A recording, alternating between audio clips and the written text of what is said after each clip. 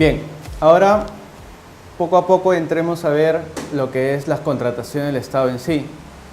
Y de una manera general vamos a pasar por las tres fases de las contrataciones del Estado, las cuales son los actos preparatorios, en el cual es todos los procedimientos que se realiza dentro de la entidad antes de que se elaboren, digamos, antes de que salga el proceso y se publique en el SEACE.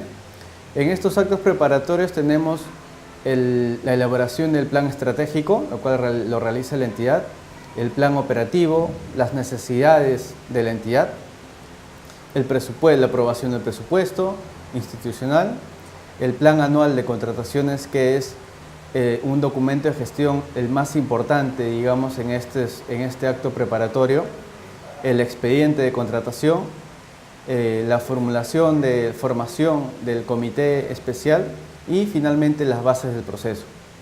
Una vez que tenemos la base del proceso, la entidad va a registrar en el SEACE esta base del proceso y se da inicio a un proceso de selección. Digamos, este proceso de selección va a tener las siguientes fases. Es un proceso de convocatoria, el registro de participantes, las consultas u observaciones que pudieran haber de parte de los participantes en el proceso, la absolución de estas consultas y observaciones, la integración de bases, la presentación de las propuestas técnica y económica de los participantes, la evaluación de las ofertas, calificación de ofertas y finalmente el otorgamiento de la buena pro, donde se señala el ganador del proceso. Una vez que el participante ha ganado el proceso, se procede o se pasa a la tercera fase de las contrataciones del Estado, que es la fase contractual, ejecución contractual. Y en esta fase contractual vamos a ver diferentes temas, como son el tema de las garantías, los adelantos, las penalidades, los adicionales y las reducciones, la ampliación y prórroga, la resolución del contrato, la recepción y conformidad y finalmente la liquidación en el caso de obras. Bien, pasemos a ver la fase de actos preparatorios y, como dije, el principal documento de gestión en esta fase es el Plan Anual de Contrataciones, más conocido como PAC. Como dije, en la fase de programación y actos preparatorios está referida específicamente a todos aquellos componentes, documentos que van a permitir a la entidad del Estado programar sus contrataciones. El elemento fundamental en este caso, como dije, es el PAC, el cual nos vamos a referir en este capítulo. El otro elemento de esta primera fase viene a ser cuando llega el momento de efectuar una determinada contratación. Se va a dar lugar a que se abra el expediente de contratación, que va a iniciar con el requerimiento del área usuaria, y este expediente de contratación, al final, cuando culmine el contrato, se va a cerrar con la culminación del contrato. Como dije, un proceso de contratación tiene definido tres fases: la fase de actos preparatorios, fase selectiva y fase contractual. En la fase de programación y actos preparatorios está referida específicamente a todos aquellos componentes, documentos que van a permitir a la entidad del Estado programar sus contrataciones. El elemento fundamental en este caso es el PAC, el Plan Anual de Contrataciones, al que vamos a referir en este capítulo. El otro elemento de esta primera fase viene a ser cuando llega el momento de efectuar una determinada contratación. Se va a dar lugar a que se abra el expediente de contratación, el cual culminará luego del proceso de selección con la firma del contrato, y a su vez el contrato culminará con la última prestación y el pago de la entidad. Elaborada la base del proceso, que vienen a ser las reglas del juego, y además van a regir una determinada contratación, una vez aprobada esa regla de juego, va a llegar el momento de efectuar la convocatoria, y con la convocatoria del proceso de selección se da inicio a la fase selectiva. El momento en el que la entidad, a través de una serie de mecanismos previstos en la normativa, elegirá un proveedor, persona natural, ya sea persona jurídica, con la cual va a celebrar un contrato para que esa persona natural o jurídica le proveen de un bien, le brinde un servicio o le ejecute una obra. Luego del otorgamiento de la buena pro, se procede a la celebración del contrato con el proveedor ganador. Para esta celebración del contrato, las bases estandarizadas o las bases del proceso señalan una serie de requisitos que el proveedor deberá presentar a la entidad en un plazo establecido en la normativa a fin de realizar esta firma del contrato. Entonces, una vez firmada el contrato, se pasa a la tercera fase, la cual se denomina ejecución contractual, donde participa la entidad y el postor que resultó ganador del proceso. Comencemos señalando la primera fase de contratación, actos preparatorios, y el primer componente, como dije, va a ser el Plan Anual de Contrataciones, la cual es un instrumento de gestión que contribuye a la entidad para que pueda cumplir sus metas, programarse sus metas y objetivos, y más aún con la nueva ley y reglamento, la cual tiene como función principal la gestión por resultados. Este Plan Anual de Contrataciones abarca todos los procesos que la entidad convocará en el año fiscal, ya que tiene que estar vinculado con el Plan Operativo Institucional, el Plan Estratégico Institucional, que el Plan Anual de Contratación debe permitir que la entidad pueda alcanzar la meta de objetivos que se ha trazado en el año. Para que en ese ejercicio presupuestal debe tener en cuenta este componente en la fase de actos preparatorios del Plan Anual de Contrataciones. El Plan Anual de Contrataciones va a estar vinculado con toda la información que debe recabarse con respecto, por ejemplo, a cuáles son las áreas usuarias de la institución pública, de tal manera que el Plan Anual de Contrataciones ya se empieza a elaborar a inicios del ejercicio presupuestal.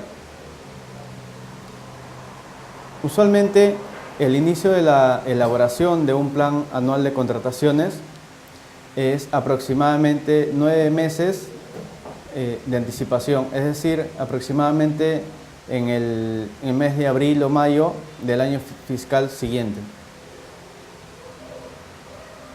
Una vez elaborado el Plan Anual de Contrataciones y una vez programada, nos señalábamos hace un rato, va a llegar la oportunidad de una determinada contratación efectiva, de una contratación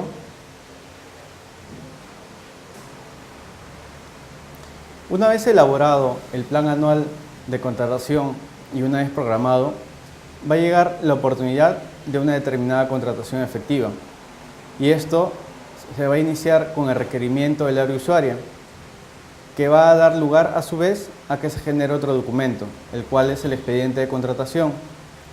En el expediente de contratación tiene que contener la parte técnica y la parte económica. Se recomienda que en la parte técnica se tome en cuenta información idónea a fin de tener una contratación exitosa.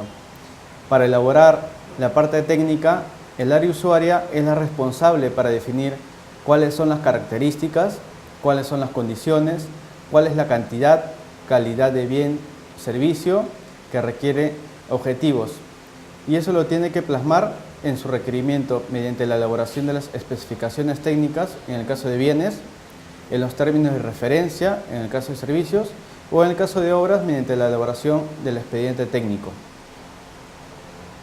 Referente a la parte económica, en caso de ejecución y consultoría de obras, el valor referencial para convocar el procedimiento de selección no puede tener una antigüedad mayor a los 6 meses, contados a partir de la fecha de determinación del presupuesto de consultoría de obras, según corresponda, pudiendo actualizarse antes de la convocatoria. En el caso de bienes y servicios, con la nueva normativa ha habido un pequeño cambio. Anteriormente la norma señalaba que el valor económico, el valor estimado, el estudio de mercado que se realiza en bienes y servicios no tendría que ser mayor a 3 meses. Actualmente la nueva normativa no señala un plazo de antigüedad en el caso de bienes y servicios en el estudio de posibilidades que ofrece el mercado. Entonces, una vez obtenida el valor económico a través del estudio de las posibilidades que ofrece el mercado, que realiza el encargado de las contrataciones en función justamente al requerimiento formulado al usuario, una vez determinado el precio que rige en el mercado de un bien o de un servicio o de una obra, él va a permitir que internamente ya se pueda disponer. Es decir, se va a realizar una contratación de un bien.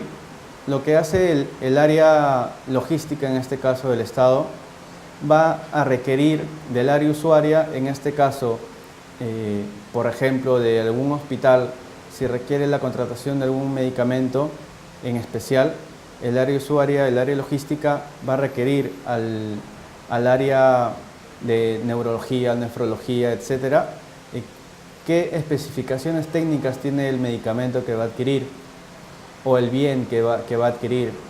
Solo el área usuaria, y más que nada el área usuaria, sabe qué cosa necesita.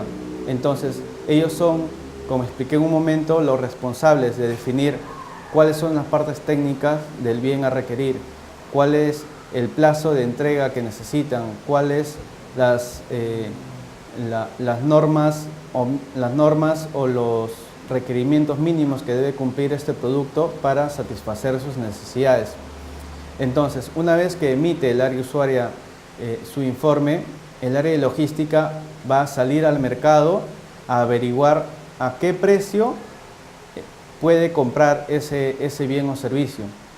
Entonces, es ahí donde se realiza el estudio de posibilidades que ofrece el mercado, en las cuales va a emitir correos electrónicos a distintas empresas, puede ver algunos catálogos o revistas, puede revisar en el SEACE algunos precios históricos de ese bien o servicio que va a adquirir la entidad, puede revisar tanto en la misma entidad como en otras entidades y de acuerdo a ello va a sacar un precio aproximado de lo que cuesta este bien o servicio.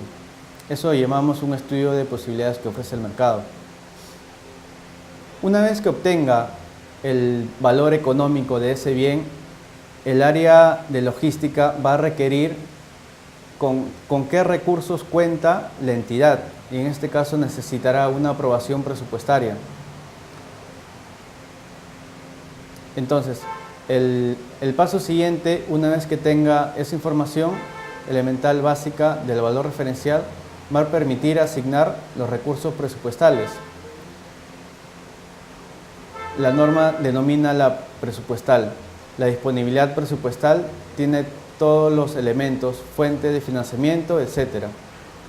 Específicamente en cuanto se refiere al plan anual de contrataciones, el plan anual, como hemos señalado, viene a ser un instrumento de gestión que va a permitir a la entidad del Estado alcanzar sus metas y objetivos plasmados.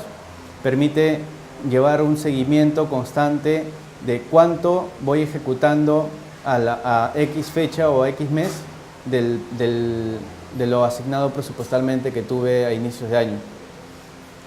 Además de lo mencionado anteriormente, el plan estratégico de contrataciones va a permitir que se evalúe, como dije, el desempeño de la entidad sobre su presupuesto, si se está cumpliendo con la programación, si efectivamente las contrataciones están incorporadas en el plan anual.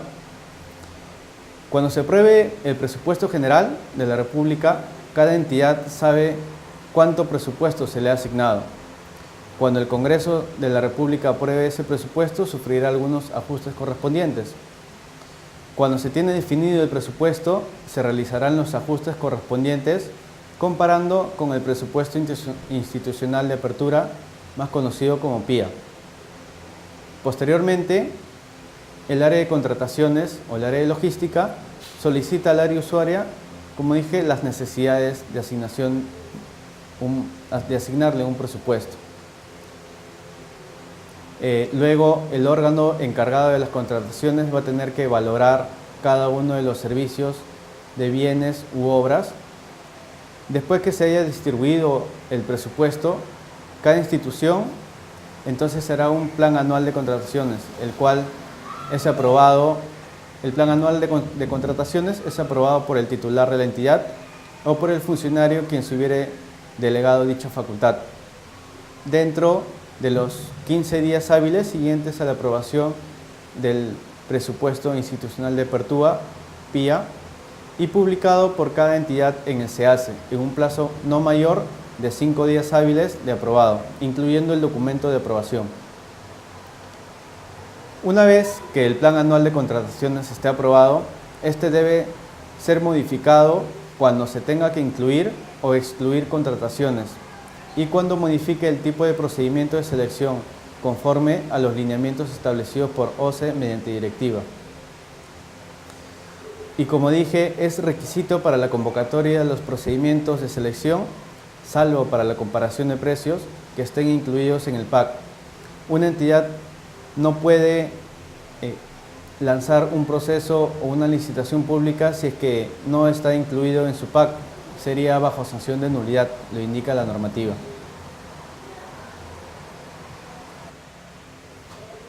Como vimos, el seguimiento de la ejecución del plan anual se da en el artículo 7 de la ley, en el cual dice que el titular de la entidad es el responsable de supervisar y efectuar el seguimiento al proceso de planificación, formulación, aprobación y ejecución oportuna del plan anual de contrataciones. Vamos a ver cuáles son los beneficios de generar un buen plan anual de contrataciones. En este caso tenemos unos precios más competitivos para los compradores, menoramos los costos administrativos, las entidades públicas cuentan con una serie de instrumentos para orientar su gestión estratégica y operativa. La elaboración del PAC deberá ser coordinada, como mencionamos, entre las áreas de planeamiento, presupuesto, contrataciones y el área usuaria, a fin de transformarse en una verdadera herramienta de gestión. Disminuye el número de procesos desiertos y de compras urgentes. Controlar y transparentar los gastos de la entidad. De generar una buena programación de los gastos, se podrá dar cumplimiento oportuno de los pagos a los proveedores. Y finalmente, no solo se debe planificar la gestión logística, sino también evaluar periódicamente los resultados obtenidos. Bien, ahora, una vez que hemos revisado los planes anuales de contrataciones de las entidades, pasemos a revisar el expediente de contratación y luego para entrar a las fases de las contrataciones del Estado. Entonces, ¿cuál es la finalidad de tener un expediente de contratación? La finalidad es que tenemos que contar con la base técnica y específica de lo que requiere el área usuaria, a fin de que la entidad pueda realizar una compra a menor costo y una compra eficaz y en un tiempo oportuno. Entonces, este expediente de contratación se inicia con el requerimiento del área usuaria y concluye con la conformidad de la recepción en el caso de bienes y en el caso de obras con la liquidación y último con el pago. Entonces, ¿cuál es el contenido mínimo que tiene este expediente de contratación? Lo podemos revisar en el artículo 21 de la Ley 3225, señala que un expediente de contratación deberá contener como mínimo, con el requerimiento, con la indagación de mercado realizadas, es decir, con las cotizaciones que realiza el área de contrataciones, con las indagaciones de mercado realizadas, el resumen ejecutivo, el valor estimado o valor referencial, el cual va a ser el resultado de las indagaciones que ha realizado el área de logística, la certificación de crédito presupuestal o la previsión presupuestal. Quiere decir, una vez aprobado las bases del proceso y una vez obtenido el valor estimado, tengo que recurrir al área de presupuesto a fin de que me certifique que ese proceso que voy a lanzar está con un presupuesto fijo. Entonces, la determinación del procedimiento de selección, el sistema de contratación, como vemos actualmente, la nueva ley ha fijado unos nuevos sistemas de contratación que lo vamos a ver en el próximo capítulo. En este caso quiere decir que de acuerdo a la cuantía se puede dividir en una adjudicación simplificada o una licitación, por así decirlo. Entonces, la cuantía va a determinar a qué el procedimiento de selección voy a convocar. La fórmula de reajuste quiere decir que al momento de calificar la propuesta económica hay unas fórmulas que vamos a aplicar, y en el tema de las fórmulas de penalidad también. Y otra documentación necesaria conforme a la normativa que regula el objeto de la contratación. Pasemos a ver la fase 2, la cual es los procesos de selección. ¿Qué es un procedimiento? Los procedimientos de contratación, como mencioné, están señalados en el artículo 32 del reglamento de la ley 30.225, los cuales son los siguientes. A diferencia de la normativa anterior, estos han cambiado de denominación y los cuales son los siguientes: la licitación pública, el concurso público, la adjudicación simplificada, que ya no tenemos como anteriormente teníamos una adjudicación pública y una adjudicación selectiva. Ahora solo tenemos una adjudicación simplificada. Tenemos una subasta inversa electrónica, ya no tenemos una subasta inversa presencial. Tenemos asimismo una selección de consultores individuales, una comparación de precios y una contratación directa. Todos estos procedimientos de contratación lo vamos a ver más adelante uno por uno y vamos a pasar a explicar los topes para convocar a un proceso de selección para este año fiscal. Como señalé anteriormente, el contenido mínimo del expediente de contratación se señala la determinación del procedimiento de selección. Esta determinación va a depender de las cuantías que se señalan en este cuadro. Es decir, vamos a explicar primero las cuantías. En este caso vemos una subasta inversa electrónica. Es mayor, se va a convocar una subasta inversa siempre y cuando la cuantía de este proceso es mayor a 31.600 nuevos soles para el caso de bienes, y para el caso de servicios en general es mayor a 31.600 de igual manera. Para una comparación de precios, el monto es mayor a 31.600 y menor a 40.000 soles. De igual manera para el caso de servicios en general y para bienes. Para el caso de selección de consultores individuales, el monto a convocar deberá ser menor a 100.000 nuevos soles. Para una adjudicación simplificada, el monto debería ser mayor a 31.600 nuevos soles y menor a 1.800.000 soles. Para el caso de obras, y para el caso de bienes, es mayor a 31.600 soles y menor a 400.000 soles. Y para el caso de servicios, de igual manera, mayor a 31.600 y menor a 400.000. Para el caso de concursos públicos, como sabemos, licitación pública es para bienes y servicios, y en el caso de concurso público es para solamente servicios. Vemos que la cuantía es siempre y cuando sea mayor a los 400.000 soles. Y una licitación pública, como mencioné, es para bienes y servicios. En el caso de obras, obras, es igual o mayor a 1.800.000. Y en el caso de bienes, es igual o mayor a 400.000 soles. Entonces, de acuerdo a este cuadro, vamos a tener que determinar a qué procedimiento de selección estamos convocando de acuerdo a la cuantía. Entonces, pasemos a ver cada etapa de un proceso de selección. Un proceso de selección se inicia con la convocatoria a través del SEACE, de la página web del Sistema Electrónico de Contrataciones del Estado. Se inicia con la convocatoria, luego se va a fijar un cronograma, un calendario de procesos. En ese proceso se va a ir a seguir con un registro de participantes, que actualmente ahora el registro de participantes es electrónicamente y es gratuito. Se va a continuar con el tema de la presentación de consultas y observaciones dependiendo de cada procedimiento de selección. Como vamos a ver más adelante, algunos procedimientos tienen consultas y observaciones y otros no. Y en el tema a diferencia de la normativa anterior, el tema de presentación de consultas y observaciones se ha señalado en un solo acto.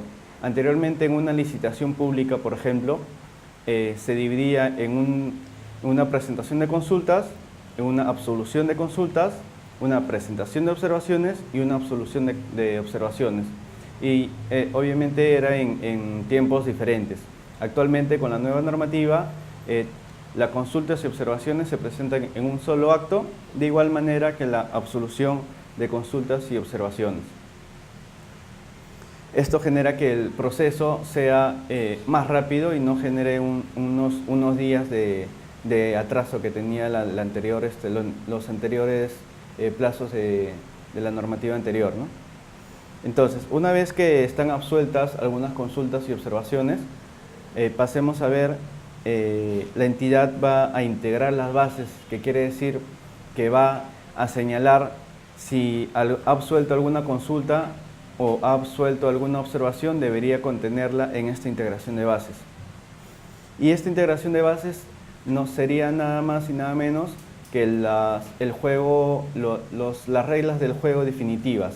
En este caso, con la convocatoria se publican las bases originales, por así decirlo. Y en esta integración de bases se van a publicar las mismas bases, pero con algunas modificaciones o cambios que se han realizado en las bases, debido a las consultas y observaciones que hemos presentado. Luego se señala la presentación de propuestas. Para ir adelantándonos, el tema de presentación de propuestas, anteriormente se señalaba que se tenía que presentar en 2 sobres, uno técnico y uno económico, en el caso de bienes, y actualmente la presentación de propuestas se señala que es en un solo sobre, es decir, en un paquete va a ir la propuesta técnica y la propuesta económica. El por qué lo vamos a ver más adelante, ya que el tema de la evaluación ha variado. Actualmente, con esta nueva normativa se está evaluando primero la parte económica para posteriormente evaluar el tema técnico, es decir, la documentación que presentan los proveedores. Y finalmente tenemos el otorgamiento de la buena pro, que no es nada menos que es el señalar, después de toda la consultas, observaciones, integración de bases y después de haber leído todas las propuestas de los diferentes proveedores, se va a señalar al postor ganador del proceso. Entonces, como les comentaba, esto es una presentación de un proceso en los cuales es la convocatoria del proceso, ¿no? En los cuales podemos revisar que en la parte de arriba se indica la nomenclatura del proceso, que en este caso dice convocatoria LP, en este caso es una licitación pública. Vemos más abajo quién es la entidad contratante, que en este caso es la Universidad Nacional Enrique Guzmán y Valle. Tenemos la dirección de la entidad, tenemos el valor referencial del proceso y en la parte derecha superior tenemos el calendario del proceso. El calendario no es nada más que estas etapas del proceso. Acá te indica en qué fecha se van a realizar cada etapa. Vamos a pasar al registro de participantes. Como les comentaba, para yo registrarme en un proceso, necesariamente tengo que contar con el Registro Nacional de Proveedores vigente.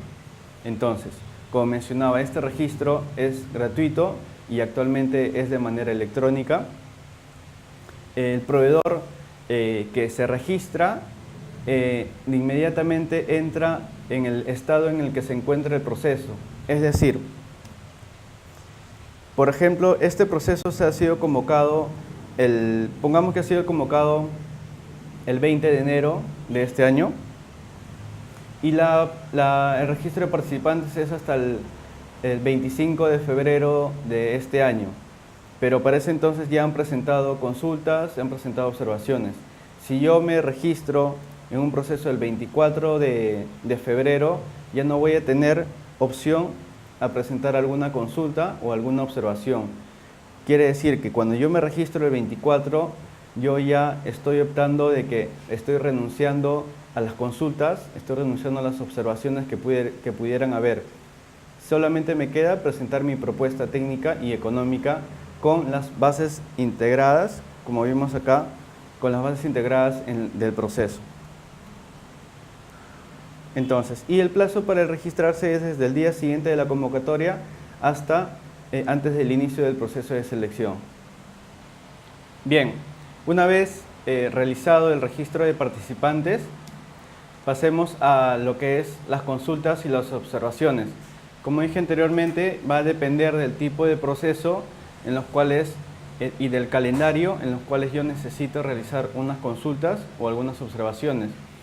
Por ser montos de repente pequeños y procesos más rápidos, en el calendario no figura en el tema de consultas y observaciones. En una licitación pública, un concurso público, sí va a tener este tema de consultas y observaciones, al igual que una adjudicación simplificada. Entonces, vamos a ver qué son las consultas. Las consultas son solicitudes de declaración y otros pedidos que se pueden realizar referente al extremo de las bases. Por así decirlo, ejemplo, el vencimiento de algunos productos farmacéuticos que piden, en las bases del proceso nos señalan de repente que ese producto tenga 18 meses de expira o 18 meses de vigencia y mi producto solo llega a los 16 meses, pero en la parte de calificación de puntajes me están calificando a partir de 18 meses para arriba. Entonces, es una solicitud que yo realizo a la entidad, señores miembros del comité especial, tengo este producto en el cual solo cuenta con 16 meses de vigencia y agradecería de repente modificar el puntaje que están otorgando a fin de que pueda obtener dicho puntaje. Queda a potestad de la entidad, el área de logística va, en algunos casos, si son temas técnicos, va a trasladar estas consultas al área usuaria y posteriormente va a contestar si es que dicha dicha solicitud va a ser digamos, aceptada o negada y simplemente te contestarán que te ciñas a lo que indican las bases del proceso. Entonces, la absolución de consultas se publica en el CAC en la fecha que indica el calendario del proceso. Ahora, a diferencia de una observación se presenta siempre y cuando haya una vulneración a alguna normativa de la Ley de Contratación del Estado o alguna u otra norma. Es decir, por ejemplo, se está solicitando que la carta fianza de fiel cumplimiento sea por el 20% del valor del contrato que se va a firmar con el postor ganador. Entonces, según normativa, la ley y reglamento señala que la carta fianza de fiel cumplimiento es el 10%. Entonces, en unas bases del proceso no me pueden señalar que va a ser el 15 o 20%. Entonces, como resumiendo, unas consultas son solicitudes o aclaraciones a las bases del proceso y unas observaciones es cuando lo que indica las bases del proceso está yendo en contra o está vulnerando alguna normativa. Pasemos, en este caso, si la entidad en la absolución de consultas y observaciones me contesta algo con lo que yo no estoy de acuerdo, existe el tema de la elevación de las bases. Y esta elevación de las bases, a diferencia de la normativa anterior, solo se van a elevar en el caso de licitaciones y concursos públicos y lo van a elevar ante el OCE. Luego, indicaba anteriormente que las bases del proceso necesitan la parte técnica y en la parte técnica también se indican unos factores de evaluación. Sobre qué temas yo te voy a evaluar y con cuánto puntaje te voy a evaluar. Entonces, el artículo 30 de la Ley de Contratación del Estado señala algunos ejemplos o algunos factores en los cuales debería cumplir las bases del proceso. En estos casos es, por ejemplo, en bienes, servicios en general y obras, además del precio, se puede establecer como factor de evaluación el tema del plazo de entrega. Quiere decir que la entidad evalúa, por ejemplo, el mínimo de plazo de entrega de un producto X debería ser a 5 días. Pero yo, en mis factores de evaluación, voy a evaluar entonces que si tú entregas en 4 días, te voy a otorgar unos 10 puntos. Si tú entregas en 3 días, te voy a otorgar unos 20 puntos. Si tú entregas en 2 días, 30 puntos, por así decirlo. Entonces, el plazo, luego tenemos las características particulares que se ofertan para el objeto de contratación relacionado a algunas sostenibilidad ambiental o algunas mejoras que se podrían dar. En este caso, hay entidades que solicitan algunas mejoras, de repente si compran impresoras, una mejora lo ponen como de repente un mantenimiento extendido de alguna impresora, y si tú ofertas esa mejora, te van a calificar con un puntaje mayor a tu competidor, a diferencia de tu competidor.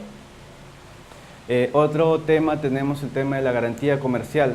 Como señalaba en el caso de las consultas, el tema de vigencia de algún medicamento o la garantía de alguna computadora o impresora va a generar un factor de evaluación. Es decir, si una computadora que obtengo va a tener 1 año de garantía, como mínimo, en un factor de evaluación yo podría establecer que si esa computadora va a tener 1 año y medio de garantía, te voy a otorgar 20 puntos. Si se va a obtener me vas a ofrecer 2 años de garantía, te voy a otorgar de repente 40 puntos, por así decirlo. Entonces, en consultoría en general y consultoría de obras, vemos que los factores de evaluación, además del precio, podrían ser la metodología propuesta, las certificaciones y experiencia del personal que estoy ofreciendo, y referidos también al objeto de la convocatoria.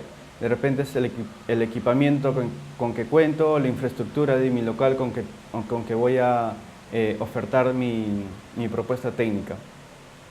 Y en los consultores individuales deberían ser la experiencia en la especialidad, es decir, los años de experiencia que tienes como profesional brindando tus mismos servicios que estoy convocando, las calificaciones que obtienes y la entrevista personal. Entonces, esos serían los factores de evaluación que tienen que estar determinados en las bases del proceso, y los puntajes que se van a otorgar va a depender del área usuaria y del órgano de contrataciones que van a elaborar las bases del proceso. Una vez que he registrado mi empresa para participar en un X proceso, una vez que he realizado mis consultas y observaciones a ese proceso, he revisado la evaluación, los factores de evaluación, la entidad absuelve las consultas y observaciones y posteriormente, como comenté, va a realizar lo que es la integración de bases. Es decir, la integración de bases es un conjunto de lo que ha absuelto la entidad en las consultas y en las observaciones. Por así decirlo, son las reglas finales del juego de un proceso de selección. Luego de integrar las bases, en el calendario se van a señalar una presentación de propuestas. La presentación de propuestas, como señalé, es en acto público, ante notario o juez de paz, dependiendo. Si es que no hay notario, se puede convocar a un juez de paz, y en la fecha y hora señalada en la base del proceso o en el SEACE, como vimos en la parte superior derecha. También podría ser en acto privado. Cuando es en acto privado, lo señalan las bases del proceso y normalmente se generan, presentas tu propuesta técnica y económica en mesa de partes de la entidad y en el plazo estipulado en el calendario del proceso. Ahora vamos a pasar a ver cómo es el proceso de calificación y evaluación en la actual normativa. Entonces, la presentación puede realizarse por el mismo proveedor, señala la ley, o a través de un tercero sin que se exija formalidad alguna para ello. Acá vemos un gran cambio a diferencia de la normativa anterior, ya que la normativa anterior te señalaba que si una persona jurídica se está presentando en un proceso, en el acto público, si bien es cierto, de repente, si va el representante legal de la empresa, necesitaba tener sus poderes vigentes no mayor a 30 días de vigencia, su DNI y la propuesta técnica y la propuesta económica.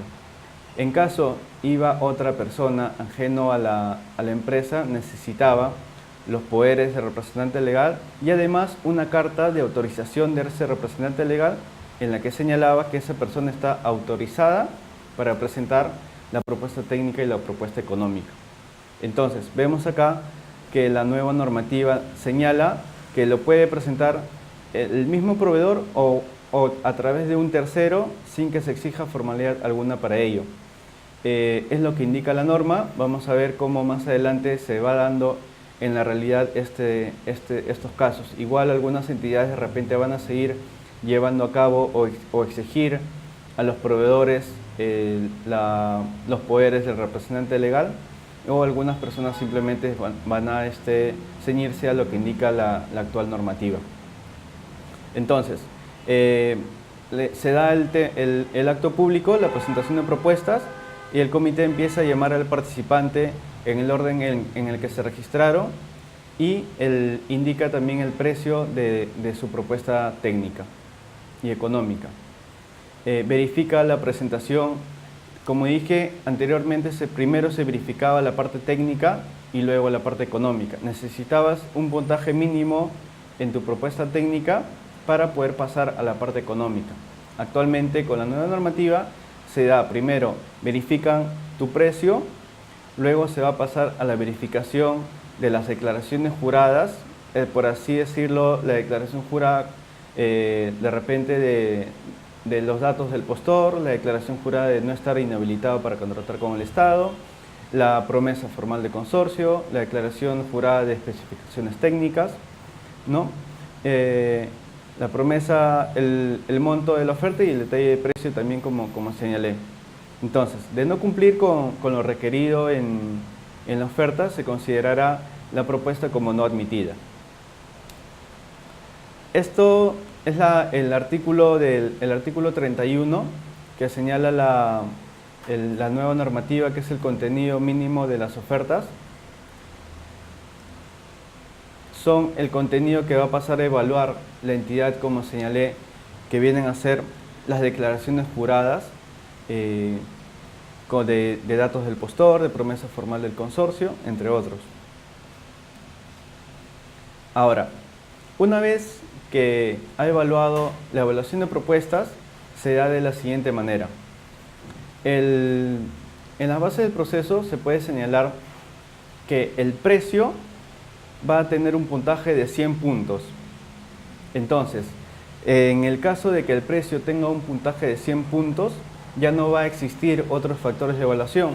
Simplemente llevas tu propuesta técnica, llevas tu propuesta económica, lo único que va a realizar el comité especial es lo anterior mencionado, que va a abrir tu propuesta económica, va a señalar tu precio y simplemente va a verificar quién quedó en primer lugar en el precio, y en el primer lugar que quedó va a pasar a revisar la documentación, las declaraciones juradas y la propuesta técnica, y simplemente se declara el ganador con el menor precio.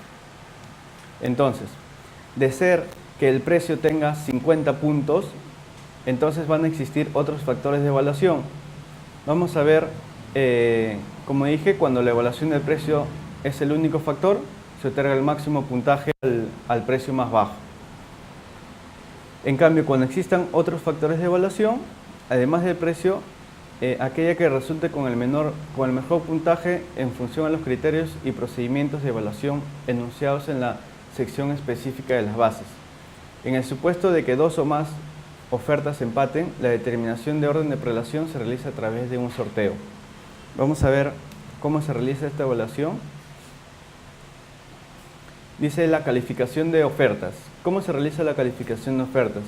Luego de culminada la evaluación, el comité el comité de selección debe determinar si el postor que obtuvo el primer lugar cumple con los requisitos de calificación detallados en la sección específica de las bases. Es decir, yo voy a ofertar mi propuesta económica, luego va a pasar a la revisión de las declaraciones juradas y luego va a pasar a la revisión de los documentos técnicos que solicitan las bases. Si dicho postor no cumple con los requisitos de calificación, su oferta será descalificada y luego el comité pasará al postor a la revisión de sus documentos al postor que quedó en segundo lugar. Vemos el artículo 28, que son los requisitos de calificación. Como podemos darnos cuenta, los requisitos de calificación podría ser la capacidad legal que tiene, en este caso son los poderes de los representantes legales y el DNI, la promesa formal de consorcio. Tenemos la experiencia del postor, que viene a ser lo que anteriormente presentábamos en el caso de las facturas, las órdenes de compra, ¿no? la experiencia en ventas que teníamos en nuestra empresa. La calificación, ¿cómo es la calificación de propuestas?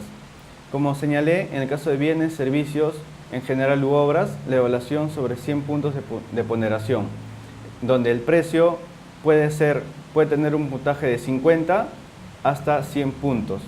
Y en el caso de que tenga 100 puntos ya no habrá otros factores de evaluación, y en el caso de que tenga 50 puntos, los otros factores de evaluación podrían ser divididos como haya fijado el comité, en un solo factor, 2 factores o 3 factores divididos, cosa que tienen que llegar a 50 puntos.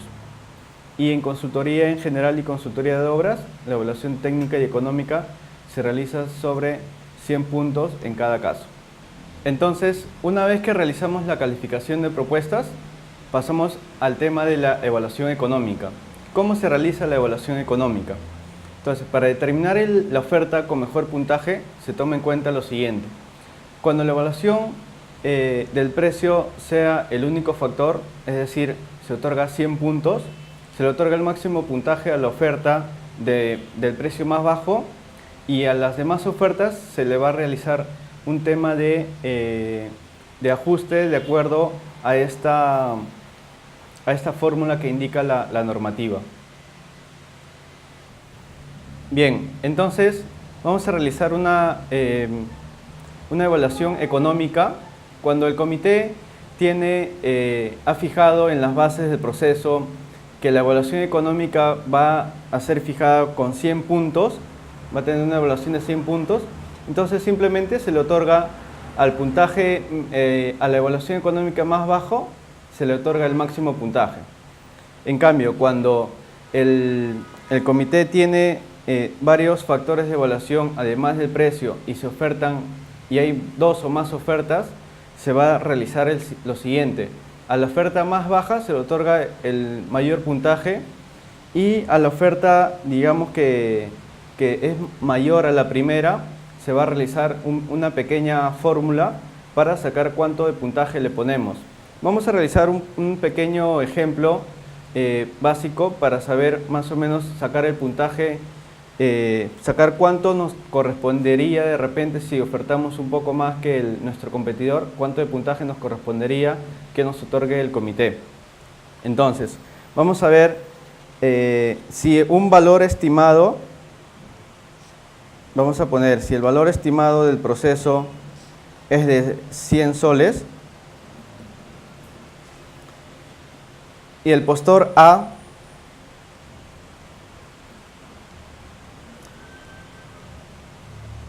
ha ofertado a 80 soles y el postor B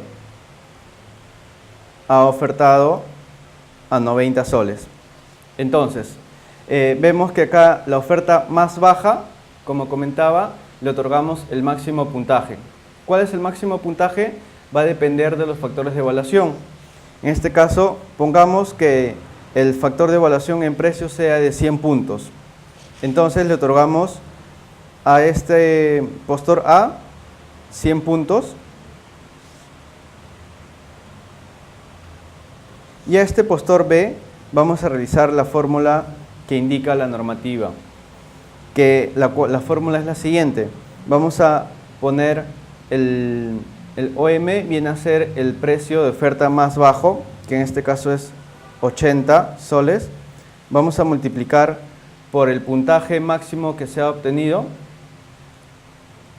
que en este caso es 100 puntos, que viene a ser el puntaje máximo del precio, y lo vamos a dividir entre lo que ha ofertado el postor B, que en este caso es 90 soles. Realizamos esa multiplicación, luego dividimos entre 90 y nos va a dar un puntaje de 88 puntos, donde el postor B, quiere decir que el postor B va a tener un puntaje de 88 puntos y el postor A va a tener un puntaje de 100 puntos. A eso se refiere la fórmula que indica la normativa.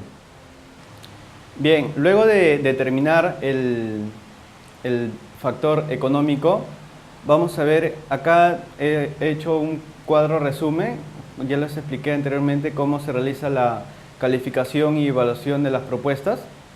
Vamos a pasar al tema de subsanación de documentos.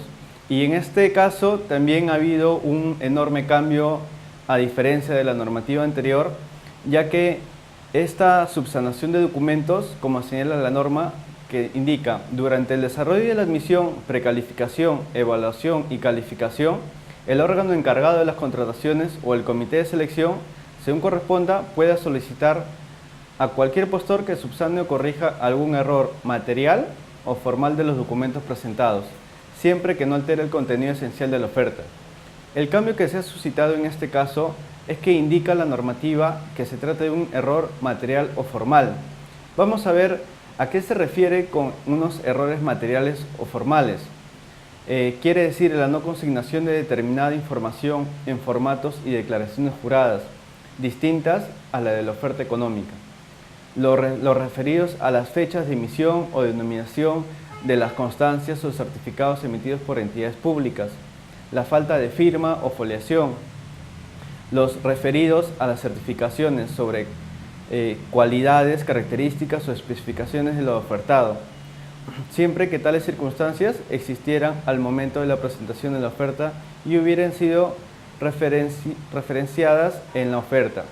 Quiere decir que alguna omisión o algún error material o formal en cualquier documento de mi propuesta técnica va a ser sujeto a subsanación.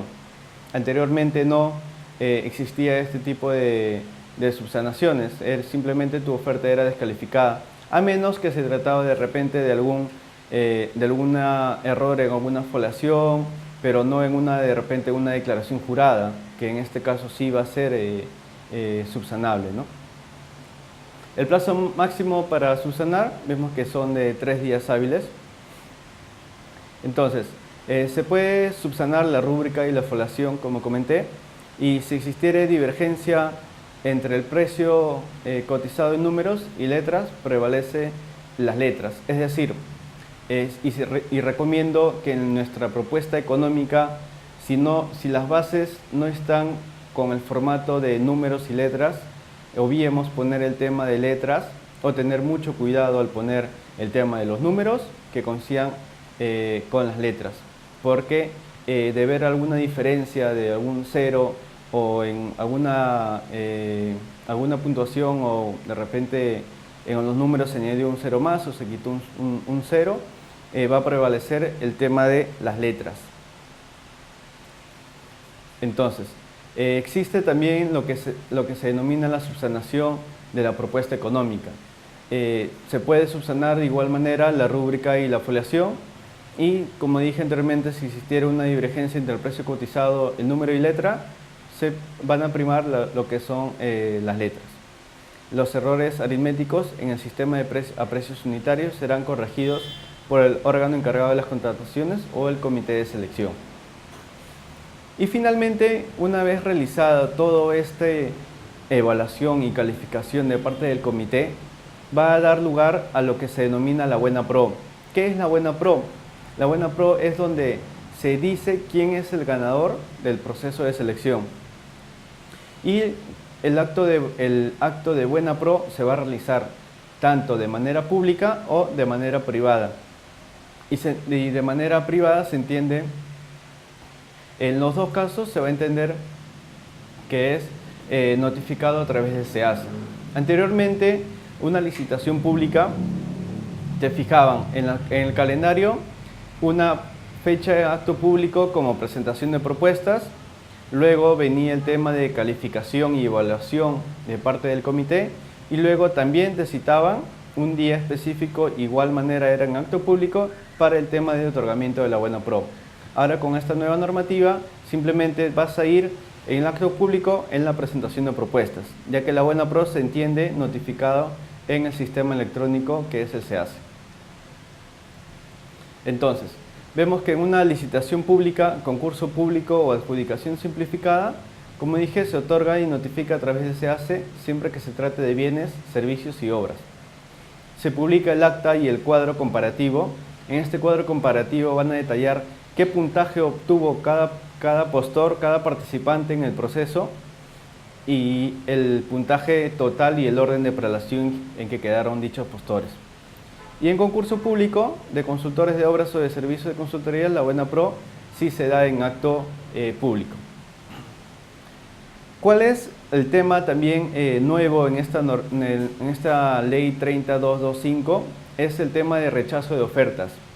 ¿Qué quiere decir? En su artículo 28 de la ley señala que la entidad puede rechazar ofertas en los siguientes casos.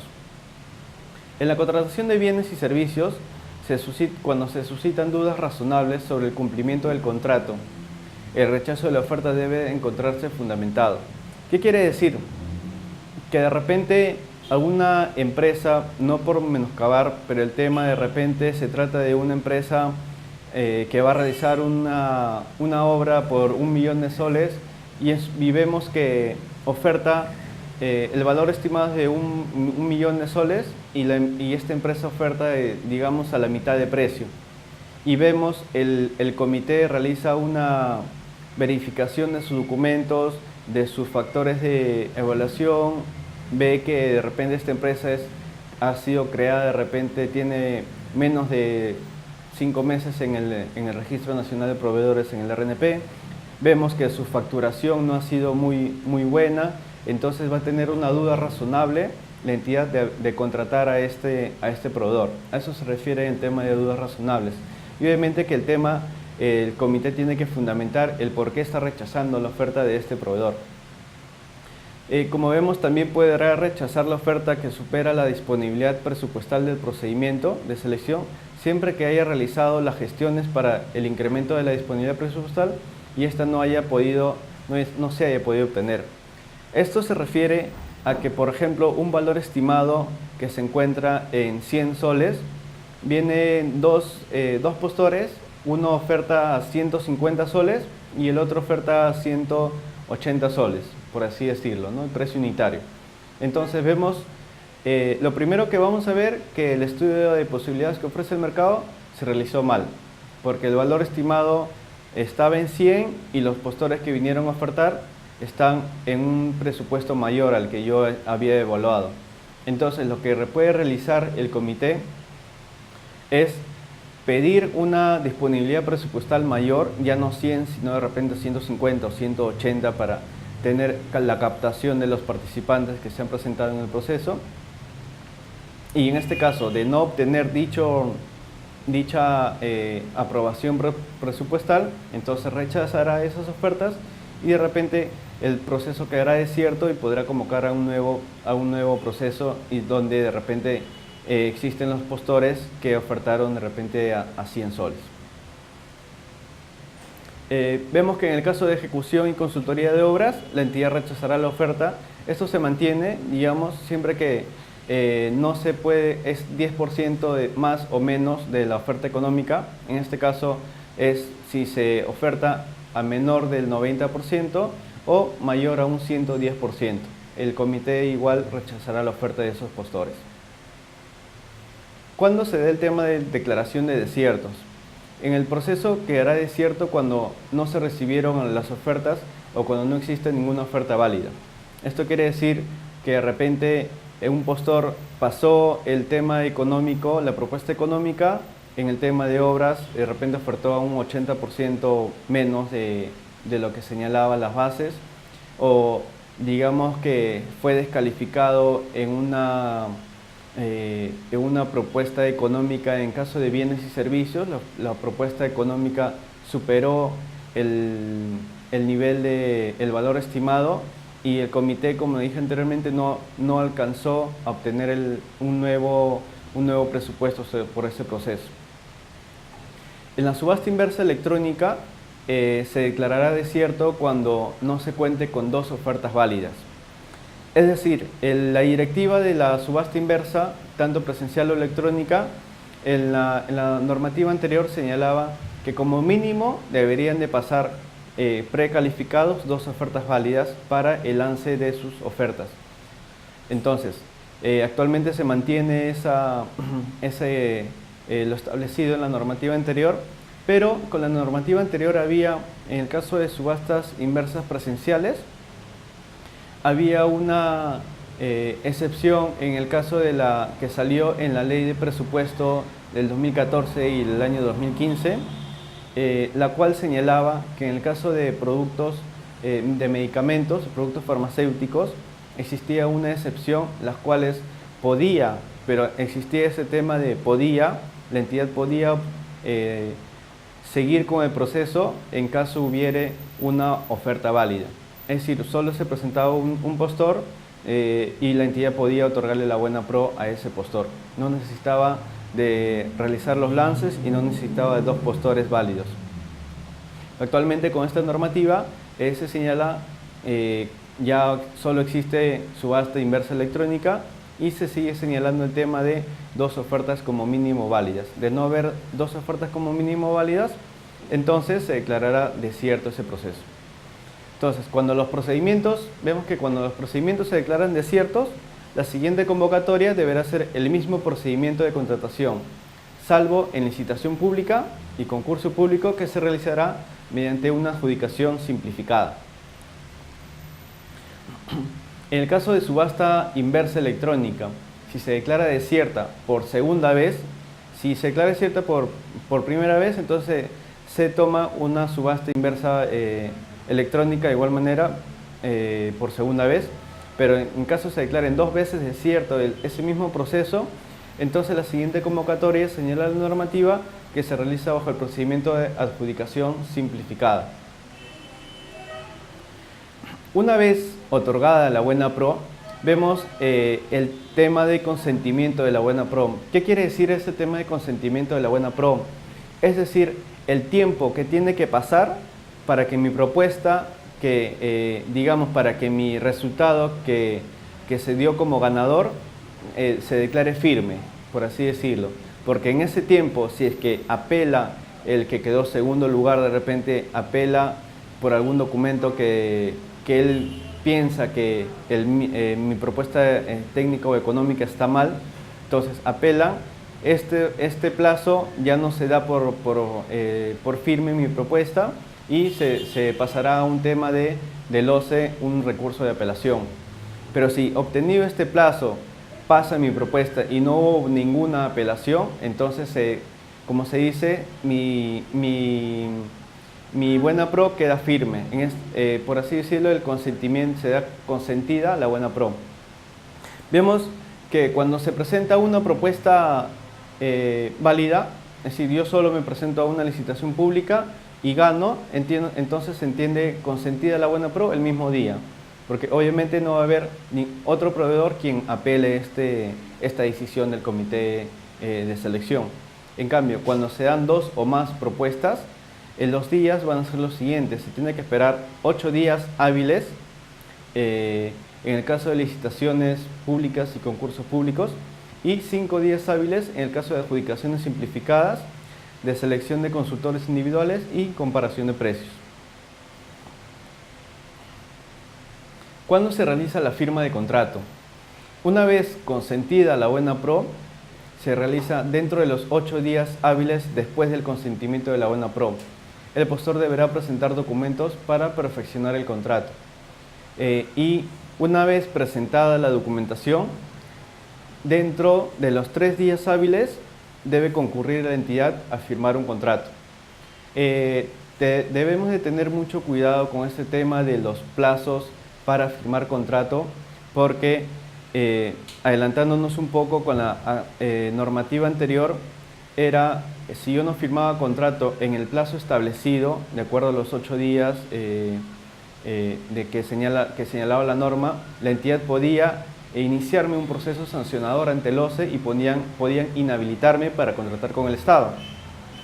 Actualmente no existe, en este caso de injustificación de firma de contrato de parte del proveedor, una inhabilitación para contratar con el Estado, pero sí existe un tema de multas. Como vamos a ver más adelante, este tema de multas igual nos perjudica en el tema económico para la empresa. Por eso que debemos de tener cuidado. Una vez consentida la buena pro, contamos 8 días hábiles, quiere decir que no se cuenta sábado, domingo ni feriados.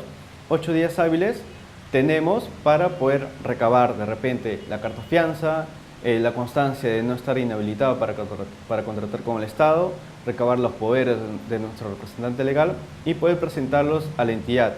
Si yo presento, digamos, se consintió la buena pro un lunes y yo presento mi documentación el día viernes, es decir, solo pasó 4 días hábiles, entonces no quiere decir que yo tenga otros 4 días, los 4 días que me restan, más los 3 días que tengo para firmar un contrato. No, estos 3 días que tengo que concurrir a la entidad para firmar el contrato empiezan a correr desde el momento en que yo presento la documentación. Es decir, si presenté el día viernes, entonces solo tengo lunes, martes y miércoles para concurrir a la entidad a firmar el contrato. Entonces, yo concurro a la entidad a firmar un contrato. Si dicho contrato no está elaborado por la entidad, debo dejar constancia a través de un documento en el cual mi representante se ha acercado a la entidad a firmar contrato y dicho contrato aún no está elaborado, y solicitar a la entidad que fije una fecha para concurrir a firmar contrato. Ello es para salvaguardarnos un poco del tema de, en este caso, la multa de parte de la entidad.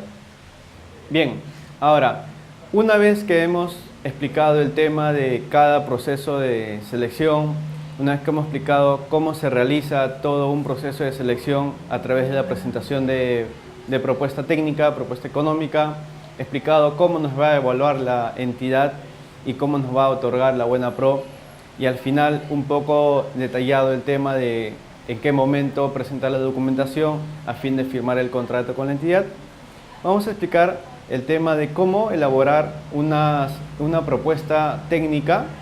En este caso solo vamos a indicar cómo elaborar los anexos, las declaraciones juradas. En eso está la propuesta económica, la promesa formal de consorcio y los demás anexos que te piden las bases. Entonces, vamos a tomar en cuenta unas bases X que he bajado. Estas bases ya están con la nueva normativa de la ley 30225, es una licitación pública. He tomado en cuenta la contratación, es una contratación de bienes. Como vemos, es una adquisición de insumos para el programa Base de Leche de la Municipalidad Distrital de Tumbadén para los meses de enero a diciembre del año 2016. Entonces, vamos a ver cada parte estas son las bases del proceso. Como señalo, esta es una sección general en las cuales está detallada la normativa, la base legal del proceso, cómo se realiza el registro de participantes, la absolución de consultas, todo lo que ya estamos viendo hasta entonces. Mire, es un registro de participantes, la formulación de consultas y observaciones, la absolución de consultas, la integración de bases, la forma de presentación de las propuestas, la apertura de las propuestas, todo es la parte teórica de las bases del proceso, ¿no? Acá vemos cómo se va a evaluar el tema del tema económico, a la fórmula que se va a aplicar que les expliqué anteriormente, a los precios. Y pasemos a un tema, bueno, también está el tema de solución de controversias en el caso haya una... en el tema de durante la ejecución del contrato, cómo se va a resolver.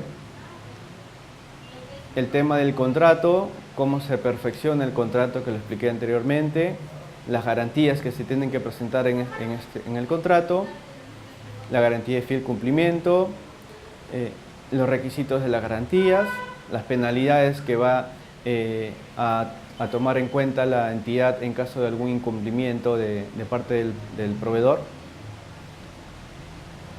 y las disposiciones finales. Y lo que nos interesa en todas las bases del proceso de selección son la sección específica, es decir, las condiciones especiales del procedimiento de selección. ¿Qué cosa va a contener la sección específica? Va a contener los datos de la entidad, la descripción de lo que está contratando la entidad, lo que desea la entidad, y va a contener todos los requisitos técnicos que necesito yo para poder presentarme, ya sea presentación de documentación, ya sea el plazo de entrega en el que la entidad requiere de este bien o servicio, en este caso es un bien que requiere, y en qué almacén lo voy a despachar este bien, en qué plazo.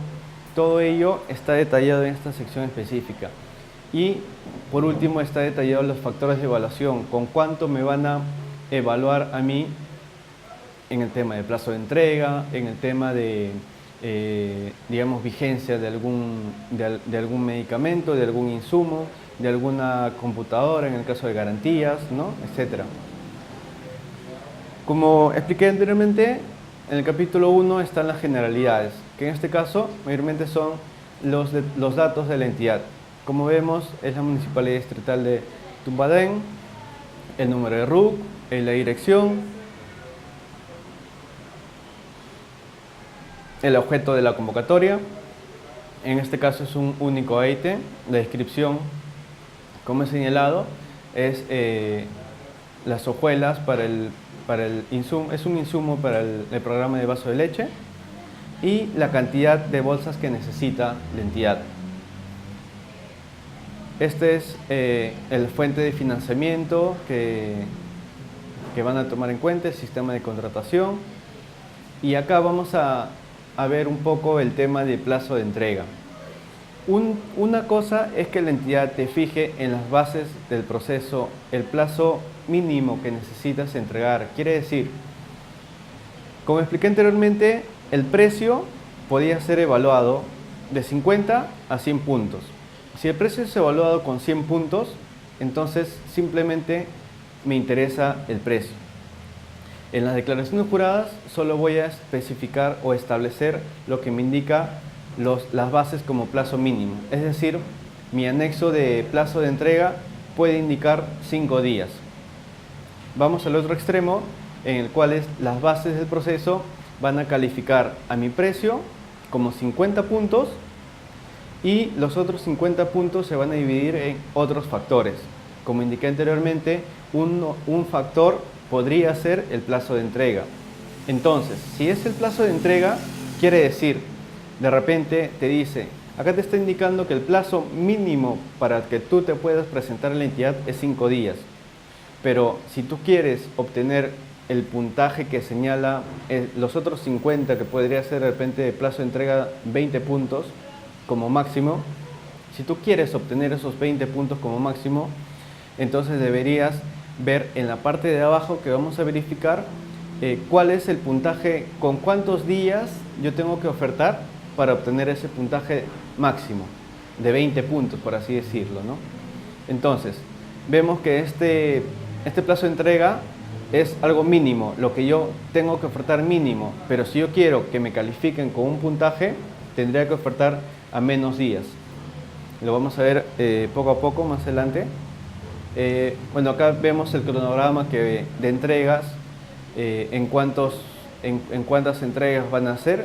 Acá vemos que van a ser en 12 entregas, la cantidad de bolsas que van a necesitar, la cantidad de kilos que necesita la entidad, la base legal a la cual nos referimos, del procedimiento de selección. Acá vamos a ver cuál es el calendario del procedimiento de selección. Como indiqué, esto podría ser revisado en la página web del SEACE, en la parte superior derecha, y también está especificada en las bases del proceso.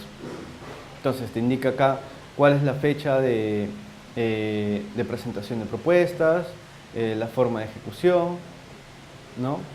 Entonces, ¿cuál es el contenido de las bases? ¿Qué debería ir?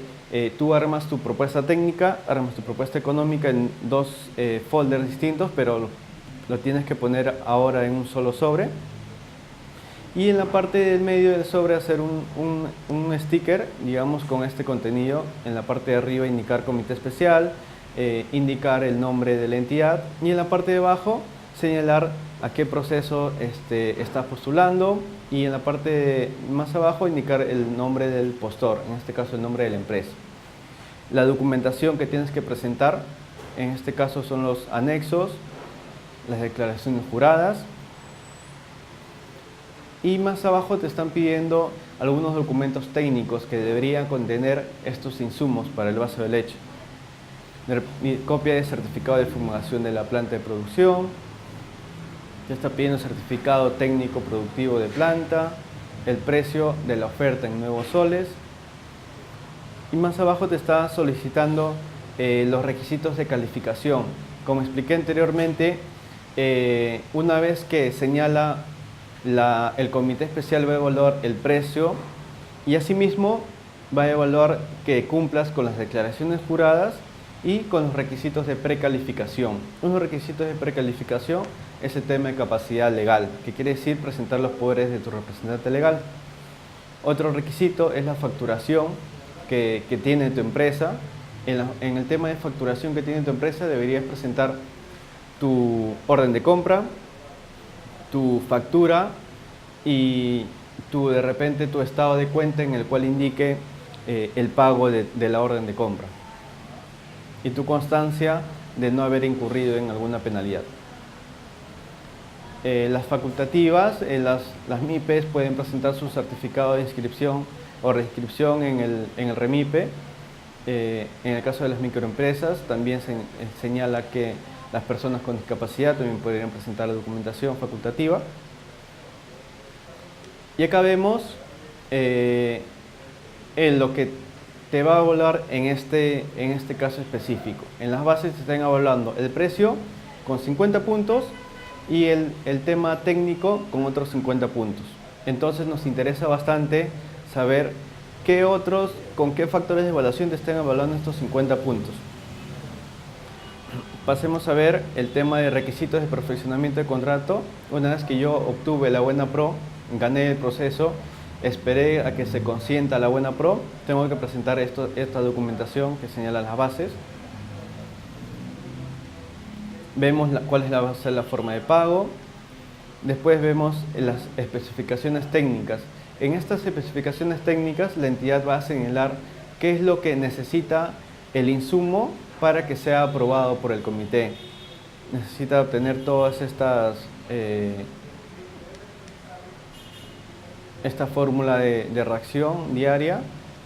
Son temas técnicos: el cuadro de distribución energética, el requerimiento mínimo de vitaminas y minerales por radiación por día, ¿no? Las características técnicas del producto a adquirir, los requisitos organolépticos, toda es la parte técnica que necesitan. Cómo va a ir rotulado en este caso las bolsas que necesita la entidad, ¿no? El cronograma de entregas repite nuevamente el procedimiento para medir la aceptabilidad de los productos. Y pasemos al tema de requisitos de calificación. Estos requisitos de calificación, como dije, es documentación de representante legal, el tema de promesa de consorcio, que vamos a hacer un taller más adelante con cómo llenar una promesa formal de consorcio, el anexo 4 que era con la anterior normativa, la experiencia del postor, que indiqué. En este caso te están evaluando con 3 veces el valor referencial de la contratación por venta igual o similar al objeto de contratación. Y pasemos a los factores de evaluación.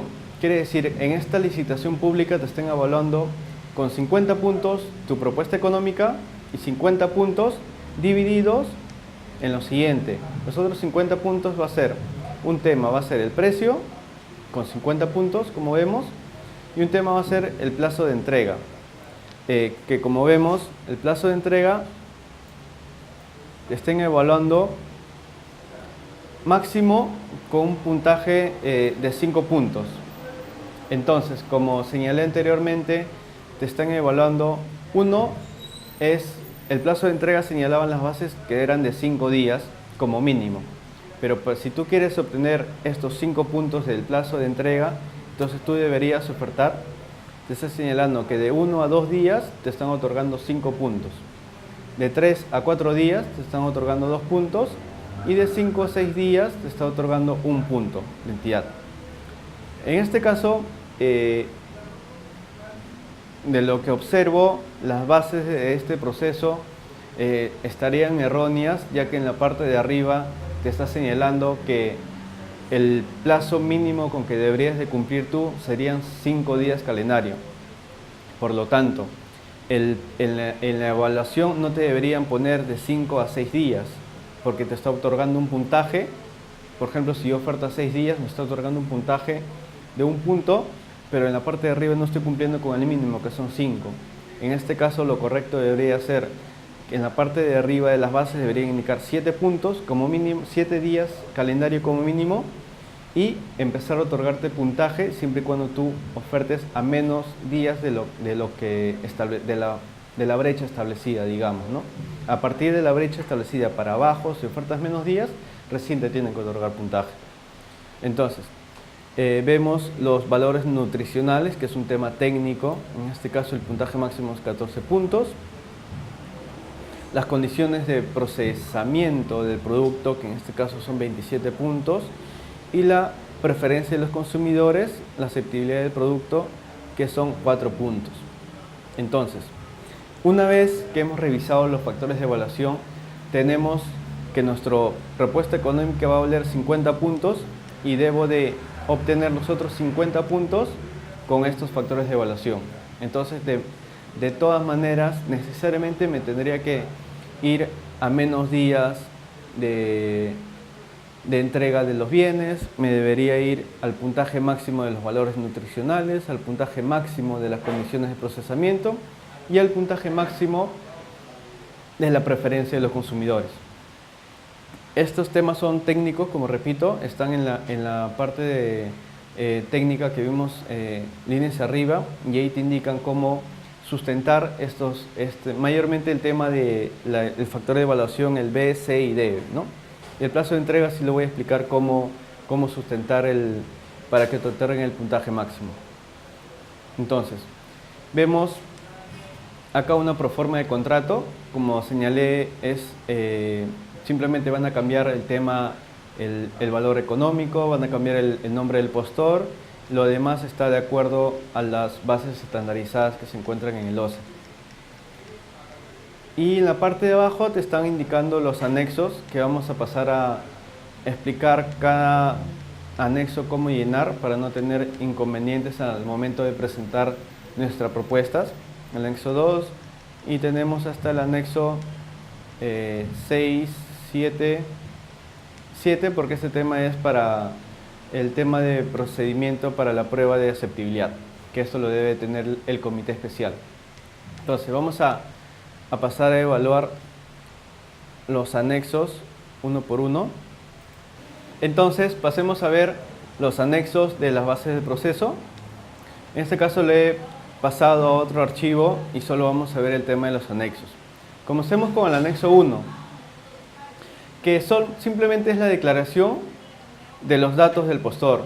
Quiere decir el nombre del representante legal, el nombre de la empresa, la dirección de la empresa, el RUC de la empresa y nada más. Como vemos, he hecho una empresa ficticia. Dice el que suscribe, en este caso David Jauregui, he puesto mi nombre. Deberíamos borrar el tema del postor, ¿no? Porque soy en este caso el representante legal. Y entre paréntesis, en las bases de proceso te están poniendo qué es lo que debería ir en los puntos en blanco, ¿verdad?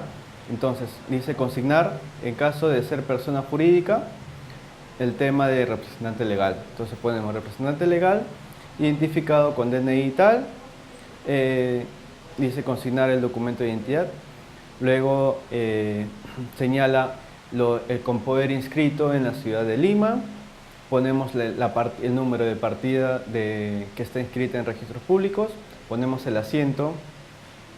Ojo que en los poderes que el representante legal debería de decir que el representante legal tiene poderes para presentarse a todo tipo de procedimientos de selección para contrataciones con el Estado, también avalado para realizar, en el caso de subastas inversas, en este caso ahora electrónicas, realizar algunos lances, presentar apelaciones, digamos, también presentarse en temas de arbitrajes, representar a la empresa.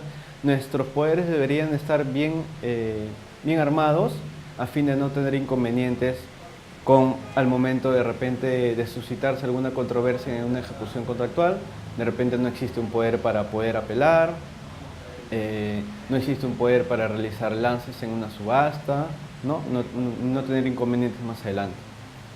Entonces, poner los poderes, el asiento, como señalé. En este caso ponemos el nombre de la razón social, en este caso es una empresa X, DJEIRL, el domicilio legal, ponemos nuestro RUC, el correo electrónico es muy importante, poner un correo electrónico y algún teléfono de contacto, ¿no? La fecha y nada más, y procedemos a firmar. Entonces ya tenemos el anexo número 1, que en este caso, como señalé, simplemente es la identificación de los datos del postor. En el anexo número 2 es el artículo 31 del reglamento de la Ley de Contrataciones del Estado. ¿Qué quiere decir? Que en este artículo 31 se señala lo siguiente. Simplemente vamos a poner arriba el comité especial, nuevamente el representante legal, ya no necesito poner mi nombre, simplemente borro el tema del postor y pongo representante legal, y estás declarando bajo juramento lo siguiente, que no tienes impedimento para contratar con el Estado. En el capítulo anterior señalé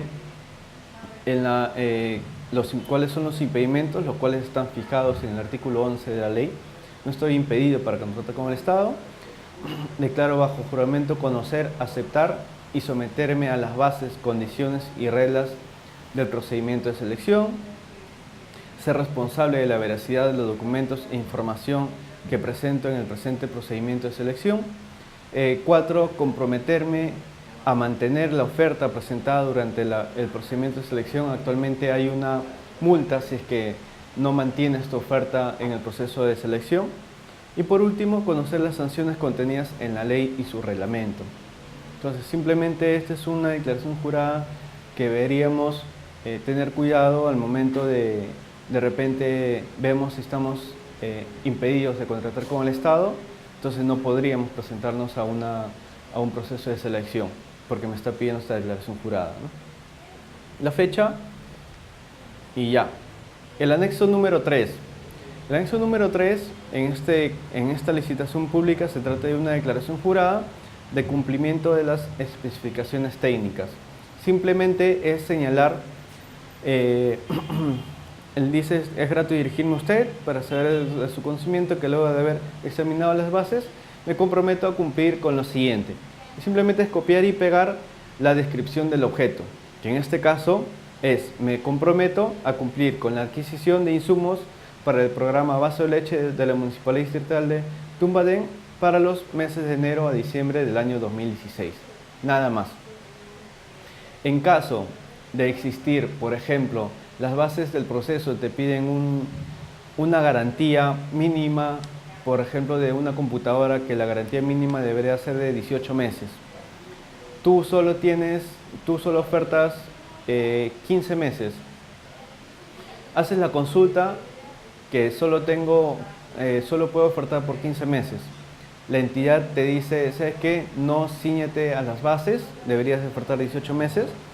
Entonces, si tú presentas, aún así la entidad haya absuelto que no podrías presentarte con 15 meses, y tú presentas, si aún así te quieres, digamos, a evaluación de la entidad, quieres presentarte y presentas este anexo 3, deberías contener necesariamente en la parte de abajo, añadir un tema. Bien, ahora pasemos al anexo 3, que es la declaración jurada de cumplimiento de las especificaciones técnicas. En este anexo lo que vamos a detallar es que estamos, una vez que hemos leído las bases del proceso, vamos a ofertar lo siguiente. Simplemente se copia y pega la denominación del proceso. En este caso es la que yo estoy ofertando, la adquisición de bienes para el programa de vaso de leche de la Municipalidad Distrital de Tumbadén para los meses de enero a diciembre del año 2016. Tener cuidado con este tema del anexo, ya que, por ejemplo, si unas bases del proceso te pide la garantía de alguna computadora deberá ser de 18 meses. Yo solo puedo ofertar 15 meses y hago mi consulta a la entidad. Señores, comité especial, solo puedo ofertar por 15 meses. El comité especial, en la absolución de consultas, me señalan, cíñete las bases y simplemente tienes que presentar 18 meses.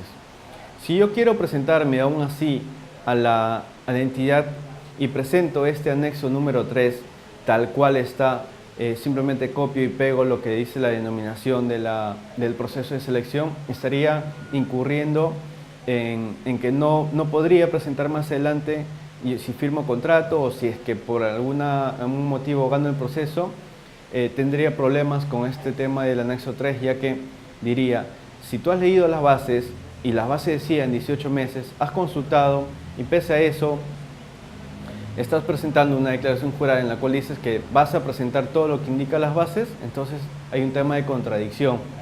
Entonces, en este caso, si presentas, pese a que absolvieron tu consulta y te dijeron no puedes presentarte con 15 meses, deberías presentarte 18 meses. Si quieres presentarte, deberías en la parte de abajo indicar, señores, simplemente puedo, no estoy cumpliendo con una parte de las bases y excepto el extremo en el cual indica la garantía de las computadoras, que en este caso tengo una garantía de 15 meses. Entonces, con esta nota que pones, te salvas de un inconveniente que podría suscitarse más adelante y quedaría a potestad del comité evaluador de aceptarte con este tipo de garantías. Entonces, el anexo número 4 vemos que es una declaración jurada de plazo de entrega y como señalé anteriormente, tenemos que ver acá el plazo de entrega, como hemos visto en las bases y leído detenidamente, que el plazo de entrega va a ser una evaluación, un factor de evaluación. Entonces debemos de poner los días de acuerdo a que nos otorguen el puntaje máximo en este factor de evaluación. Como vemos, yo estoy ofertando, la declaración jurada dice lo siguiente: mediante el presente, con pleno conocimiento de las condiciones que se exigen en las bases, señalo que el objeto del presente procedimiento de selección voy a cumplirlo en el plazo de 2 días calendario. Estoy poniendo entre paréntesis las páginas 16 y 35 para realizar una verificación del por qué estoy señalando estas páginas. Nos vamos a la página 16 de las bases y la cual, como indiqué anteriormente, señalaba como plazo de entrega 5 días calendario. Pero si yo me voy al factor de evaluación de los plazos de entrega, estoy viendo que el plazo de entrega es un factor de evaluación y me están otorgando un puntaje de 5 puntos si es que yo oferto de 1 a 2 días calendario. Entonces, no voy a poder ofertar, si es que quiero ganar el proceso, no voy a ofertar a 5 días calendarios, sino me tengo que ir al mínimo para que me otorguen el puntaje máximo. En este caso es de 1 a 2 días. Para salvaguardarme un poco el tema de la penalidad, entonces oferto en el tema de 2 días calendario. Pasemos al anexo número 5, que en este caso es el precio de la oferta. En el concepto simplemente vamos a poner lo que está requiriendo la entidad, el precio unitario y el precio total. Como dije anteriormente, tener cuidado en el poner letras y números que deberían de coincidir ambos, si no se tomaría en cuenta las letras. Entonces vemos que en acá el precio unitario es 2.99 que hemos sacado y el precio final es 81.148.60. Entonces, ese es el tema económico. El anexo 6, que acá también debemos de tener mucho cuidado al llenar este tema de promesa de consorcio, por lo siguiente. Vemos que ponemos la nomenclatura del proceso, que es una adjudicación simplificada, ponemos a qué persona designamos como representante común del consorcio, en este caso he puesto mi nombre, identificado con DNI y tal, a quién estoy otorgando, ante qué entidad me estoy presentando, en este caso la Municipalidad Estatal de Tumbadén, y señalar un domicilio común, ¿no? Donde de repente se va a fijar en el contrato este domicilio. Entonces, en la parte de los integrantes del consorcio y el tema de porcentaje de la participación, debemos de tener mucho cuidado, ya que de acuerdo a este porcentaje es lo que la entidad nos va a evaluar en el tema de facturación. Vamos a hacer un pequeño taller referente a esto y el por qué estoy poniendo este tipo de porcentajes. Para ello, para obtener este tema de una experiencia del postor, ¿no? Que es un factor de precalificación que va a ser evaluado conjuntamente con el precio, que va a ser evaluado conjuntamente con los poderes de mi representante legal. Si bien es cierto, no es un tema de factor de evaluación, pero es un tema de precalificación, ya que si mi precio está excelente, los poderes de mi representante están actualizados y este tema de facturación no llego al mínimo que te pide las bases, entonces no va a servir de nada y mi propuesta va a ser descalificada. Entonces vamos a ver un tema en este caso el tema de facturación nos señala que debería ser 3 veces el valor estimado de la contratación por la venta de bienes iguales o similares al objeto de la convocatoria. Tener cuidado acá qué cosa señala con bienes iguales o similares a la convocatoria. Durante un periodo de 5 años quiere decir que estamos de repente febrero 2016, entonces debería ser a febrero 2011, los 5 años. Los anteriores órdenes de compra o facturación que he realizado no van a ser considerados en este factor de evaluación. Entonces, vamos a explicar el por qué yo estoy señalando, si vemos que mi empresa DJ&IRL tiene 70% de participación y la empresa XXSAC tiene un 30% de participación.